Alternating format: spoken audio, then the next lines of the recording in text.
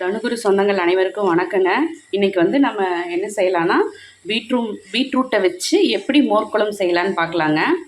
அதுக்கு பீட்ரூட்டை இந்த மாதிரி பொடி பொடியாக கட் பண்ணி வச்சுக்கோங்க. அதுக்கப்புறம் இது என்ன பண்ணணும்னு காமிக்கிறேன். எப்பவும் போல் ரசமும் நான் வைக்க போகிறேங்க. அதனால் ஒரு 3 தக்காளி போல் ஒரு சின்ன நெல்லிக்காய் சைஸ் புளியை சுடுதண்ணியில் நம்ம ஊற வச்சாச்சுங்க. இப்போ ஒரு குண்டா வச்சுங்க மோர் குழம்ப இது பண்ணி விட்டுறலாங்க. ஒரு குண்டா வச்சு கொஞ்சோண்டு லைட்டாக ஆயில் ஊற்றிட்டுங்க இந்த பீட்ரூட்டை போட்டு ஒரு வணக்கணுங்க. ஃபஸ்ட்டு நான் வந்து காய் கொஞ்சம் அதிகமாக வேணுங்கிறதுனால 3 பீட்ரூட் எடுத்துங்க. இந்த மாதிரி பொடி பொடியாக கட் பண்ணியிருக்கணுங்க. சன்னமாக நீங்களும் இதே மாதிரி கட் பண்ணிக்கோங்க. நல்லா காயை ஒரு ஃபுல்லாக வணக்கி விட்டுறணுங்க. மற்ற காயாக இருந்தால் நம்ம அப்படியே தண்ணி ஊற்றி வேக போட்டுடலாம். இது வந்து மண்ணுக்கடியில் விளையிற காய்ங்கிறதுனால அந்த மண் வாசம் அடிக்குங்க. அதை அடிக்காமல் இருக்கிறதுக்காகத்தான் நம்ம இந்த ஸ்டெப் பண்ணுறோம். ஒரு நல்ல ஒரு வணக்கி விட்டுறலாங்க. வணக்கிட்டு நான் காமிக்கிறேன். பாருங்கள், பிங்க் கலரில் தண்ணி மாதிரி வந்திருக்கு பாருங்கள். இந்த தண்ணி ஃபுல்லாக இதாகிருங்க. எல்லாம் இந்த பிங்க்காக இருக்கிற எல்லாமே ஒயிட்டாக மாறிடும். அப்போ தான் நம்ம பீட்ரூட் வந்து வணங்கிடுச்சு நம்ம தெரிஞ்சுக்கலாங்க. நான் ஒரு 3 பீட்ரூட் அளவு எடுத்து இந்த மாதிரி கட் பண்ணி போட்டிருக்கேங்க. பாருங்கள், எல்லாம் ஒயிட் அந்த தண்ணி எல்லாம் போய் வெள்ளை கலராக மாறிடுச்சு பாருங்கள். இப்போ நம்ம இதில் கொஞ்சம் தண்ணி ஊற்றி விட்ருவோம்.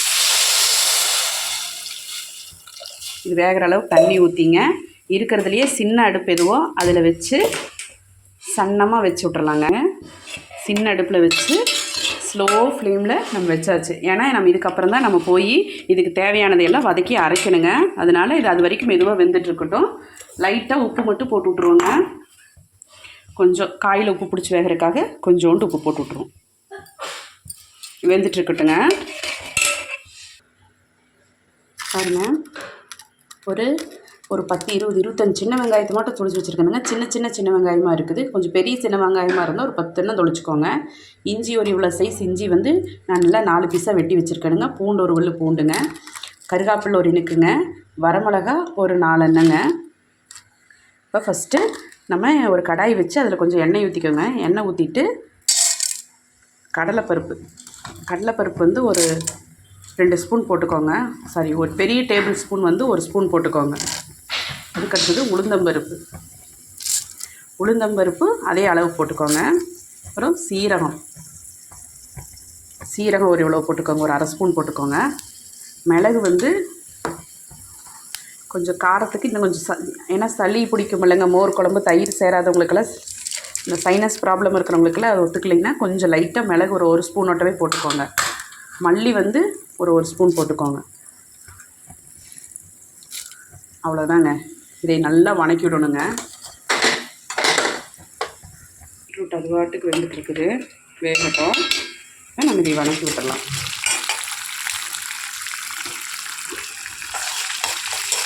நல்லா வணங்கிட்டுங்க. மிளகு அதிகப்படுத்திட்டு வரமிளகா கூட நம்ம ஒன்று கம்மி பண்ணிக்கலாங்க. மோர் குழம்புக்கு நல்லா வாசமாக நல்லா இருக்குங்க. இந்த பருப்புகளில் எண்ணெயில் ஓரளவுக்கு நல்லா வணங்கிடணுங்க. கொஞ்சம் வணங்கினதுக்கப்புறம் இந்த இஞ்சி பூண்டு இதெல்லாம் போட்டுடலாம். ஏன்னா இந்த வெங்காயமெல்லாம் வணக்கிறதுக்கு டைம் எடுக்கும்ல, அதுக்குள்ளே பருப்பு இன்னும் கொஞ்சம் வணங்கிடுங்க.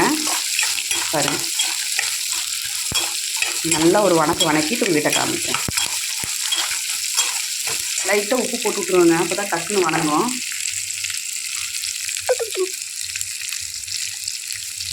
உப்பு பார்த்து போடணும். நம்ம காயில் கொஞ்சம் போட்டிருக்கோம், இதுலேயும் கொஞ்சம் போட்டிருக்கோம். லாஸ்ட்டில் கலக்கி விட்டுட்டு செக் பண்ணிவிட்டு தான் உப்பு போடணும். நம்ம பாட்டுக்கு போட்டுறக்கூடாதுங்க. நல்லா ஒரு வணங்கட்டும். வணங்கி முடிஞ்சதுக்கப்புறம் நான் உங்கள்கிட்ட காமிக்கிறேன். பாருங்கள், தேங்காய் வந்து ஒரு 1/2 கை அளவு போட்டுக்கோங்க.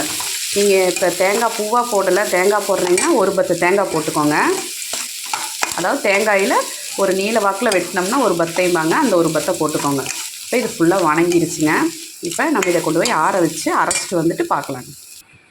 பாருங்கள், எல்லாம் மிக்சிக்கு மாற்றியாச்சு. இப்போ இதில் ஒரு பிஞ்ச் பெருங்காய பொடி போட்டுக்கலாம். இதில் கொஞ்சம் போடணும். நம்ம இனி மோரில் கொஞ்சம் போட்டு அரைக்கணுங்க. பாருங்கள், நம்ம அரைச்சி கொண்டாந்து இதில் ஊற்றியாச்சு.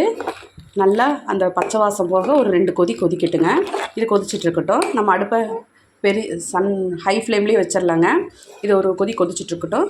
அதுக்குள்ளே நம்ம வந்து தயிர், இந்த மோர் குழம்புக்கு எவ்வளோ தேவைன்னா இந்த 1 டம்ளர் தயிர் எடுத்துருக்கேங்க. 1 டம்ளர் தயிரை வந்து நம்ம இதில் ஊற்றி ஒரு சுற்றிட்டு வந்துடலாங்க. இந்த தயிர் கூட கொஞ்சம் லைட்டாக தண்ணி ஊற்றுங்க. அப்புறம் பெருங்காய பொடி கொஞ்சம் போதுங்க. நம்ம இதை ஒரு சுற்றிட்டு வந்து ரெடியாக வச்சுக்கலாங்க. இதை எப்போ ஆட் பண்ணணும்னு காமிக்கிறேன். இது நல்லா ஒரு கொதி வரட்டுங்க.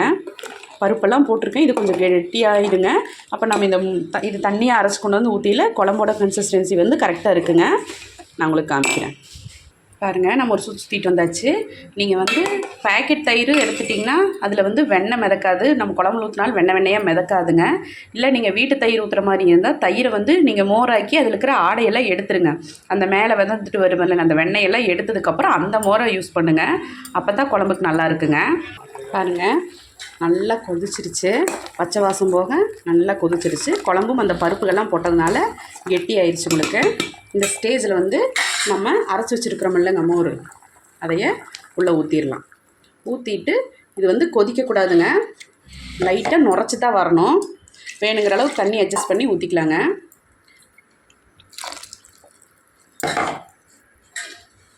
இது லைட்டாக நுரக்கட்டி கொதிச்சிடக்கூடாதுங்க. லைட்டாக இது நுரக்கட்டி வரட்டும். அதுக்குள்ளே நம்ம தாளிப்பு ரெடி பண்ணிடலாங்க. வந்து நம்ம தாளிப்பு வந்து தேங்காய் எண்ணெயில் தான் தாளித்து ஊற்றணுங்க. ஒரு ஸ்பூனோட தேங்காய் எண்ணெய் ஊற்றிருக்கேன். கொஞ்சோண்டு கடுகு, அதுக்கப்புறம் பெருங்காயத்தூள் கொஞ்சம் போட்டுக்கலாங்க. இது நல்லா பொரியட்டும்.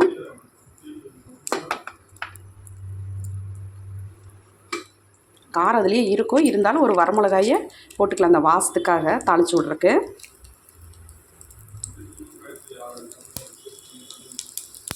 கடுகு நல்லா வெடித்த உடனே தேன் போட்டு ஆஃப் பண்ணிடலாங்க. பாருங்கள், குழம்பு நல்லா நுரக்கட்டிடுச்சு. இப்போ தாளித்ததை இதில் ஊற்றிடலாம். அவ்வளோதானுங்க. தாளித்ததை ஊற்றி ஆஃப் பண்ணிடலாங்க. ஒரு கலக்கி விட்டு எடுத்து வச்சோம்னா அருமையான பீட்ரூட் மோர் குழம்பு ரெடிங்க. அருமையாக பீட்ரூட் குழம்பு நரைச்சி ரெடி ஆகிடுச்சு. இதை நம்ம ஆஃப் பண்ணி வேறு குண்டால் மாற்றிடணும். இப்படியே வச்சிடக்கூடாதுங்க. பாருங்கள், இன்றைக்கி ரசம் ரெசிபி நான் உங்களுக்கு காமிக்கிறேன். ரசத்துக்கு அந்த 3 தக்காளியும் புளியும் கரைச்சிட்டேங்க. கடாய் வச்சு எண்ணெய் ஊற்றிட்டுங்க. கொஞ்சம் 1 ஸ்பூன் எண்ணெய் அதிகமாக ஊற்றக்கூடாது. ரசத்துக்கு எண்ணெய் அதிகமாக ஊற்றாதீங்க, நல்லா இருக்காது. கடுகு போட்டாச்சுங்க. அதுக்கப்புறம் 1 பல் பூண்டை தட்டி வச்சுருக்கேன். ஒரு 2 சின்ன வெங்காயம், ஒரு வரமிளகா, கருகாப்பு போட்டு ஒரு நல்ல ஒரு வணக்கி விட்டுறலாங்க. வணக்கிட்டு இது ஒரு வணக்கினதுக்கப்புறம் இதை கரைச்சி இதில் ஊற்றிட்டு உங்களுக்கு பாருங்கள், புளி கரைச்சது ஊற்றி கொஞ்சம் மல்லித்தூள் போட்டணுங்க. அப்புறம் உப்பு தேவையான அளவு போட்டுட்டு பாருங்கள், ரசப்பொடி ஒரு ஸ்பூன் போட்டு விட்டுறலாங்க. போதும், வேறு எதுவும் வேண்டாம். கொதித்து நுரக்கட்டி ஆஃப் பண்ணிடலாங்க. பாருங்கள், நுரக்கட்டி லைட்டாக ஒரு கொதி வந்தால் போதும். அருமையான ரசம் ரெடி. நான் வந்து வீட்டில் அரைச்ச ரசப்பொடி வீட்டிலையே நீங்கள் அரைச்சி வச்சிட்டிங்கன்னா சூப்பராக போட்டுக்கலாங்க. ரசப்பொடி கடையிலெல்லாம் வாங்க தேவையில்லை. ரசம் வைக்கிறது ஒரு ஈஸியான வேலைங்க. பொடி மட்டும் ஒரு நாள் மெனக்கெட்டு அரைச்சிட்டிங்கன்னா போதும். அந்த ரசப்பொடி லிங்க்கு நான் உங்களுக்கு இந்த வீடியோவில் கொடுக்குறேங்க. இன்றைக்கி நம்ம வீட்டில் என்ன சமையல்னு பார்க்கலாம். எப்பவும் போல் வெள்ளை சாதம் வச்சாச்சுங்க. அருமையாக ரசம் வச்சாச்சு. பீட்ரூட் மோர் குழம்பு அருமையாக ரெடி ஆயிடுச்சுங்க. சாமிக்கும் மோர் குழம்போடவே சாதம் வச்சாச்சு. இது வரைக்கும் தனுகுரு விலாக்ஸை பொறுமையாக பார்த்ததுக்கு நன்றிங்க. நாளைக்கு இன்னொரு சமையலில் பார்க்கலாம். Thanks for வாட்சிங்க.